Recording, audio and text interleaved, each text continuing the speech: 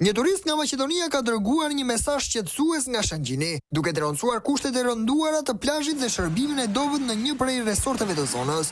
Sipas tij, përballë resortit, kanalizimet kalojnë në ujë dhe deti është shumë i ndotur, duke e bërë qëndrimin aty të papranueshëm. Kur ai u përpoq të ankojë në hotel, ju përgjigjen me indiferencë, duke thënë se situata është edhe më keq se sa duket dhe se ndotja është e pranishme në masë të madhe. Pasi kërkoi largimin nga hoteli me kusht që të kompensojë për një ditë që kishte qëndruar, ati ju tha se parat kanë ikur dhe nëse dëshiron të largohet, mund ta bëjë pa kompensim.